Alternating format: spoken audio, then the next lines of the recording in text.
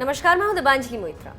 चीन के नापाक मंसूबों से पूरी दुनिया वाकिफ है। एक तरफ जहां चीन ने लद्दाख में भारत को परेशान करने के लिए पूरी ताकत झोंक दी, लेकिन भारत के मुंहतोड़ जवाब के आगे चीन फुस होता नजर आ रहा है। ठीक उसी तरह साउथ चाइना सी में भी चीन ने कई देशों को परेशान कर रखा है।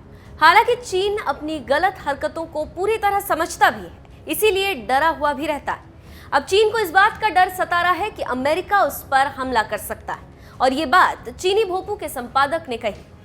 ग्लोबल टाइम्स के एडिटर ने ट्वीट कर कहा है कि ट्रंप प्रशासन साउथ चाइना सी में चीन के द्वीप पर हमला कर सकता है। ग्लोबल टाइम्स के एडिटर हु शिजन ने अपने ट्वीट में कहा कि मिली जानकारी के अनुसार अमेरिकी चुनाव में दोबारा जीत हासिल करने के लिए अमेरिका का ट्रंप प्रशासन साउथ चाइना सी में MQ-9 रीपर ड्रोन्स के जरिए चीन के द्वीप पर हमला कर सकता है।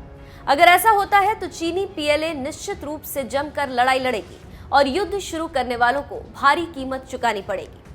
अमेरिका और चीन के बीच टकराव सोमवार को उस समय और बढ़ गया जब बीजिंग ने वॉशिंगटन के इन आरोपों को लेकर पलटवार किया और कहा कि वो वैश्विक पर्यावरण क्षति का एक प्रमुख कारण और वो दक्षिण चीन सागर का सैन्यीकरण नहीं करने के अपने वादे पर पलट गया।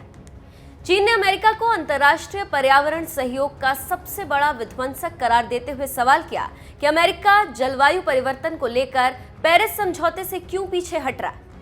यहाँ पर एक दिलचस्प जानकारी देते चलें कि अमेरिका के विदेश विभाग ने पिछले हफ्ते एक दस्तावेज जारी किया था, जिसमें ग्रीन हाउस गैस उत्सर्जन से वायु, जल और मृदा के प्रदूषण, अवैध कटाई और वन्य जीवों की तस्करी के मुद्दों पर चीन के रिकॉर्ड का हवाला दिया गया। दस्तावेज में कहा गया है कि चीनी लोगों ने इन कार्रवाइयों के सबसे खराब पर्यावरणीय प्रभावों का सामना किया है। साथ ही बीजिंग ने वैश्विक संसाधनों का लगातार दोहन करके और पर्यावरण के लिए अपनी इच्छा शक्ति की अवहेलना करके वैश्विक अर्थव्यवस्था और वैश्विक स्वास्थ्य को भी खतरे में डाला है। तो आप समझ सकते हैं कि चीन आखिर डरा क्यों है और क्यों कह रहा है कि अमेरिका हमला करेगा।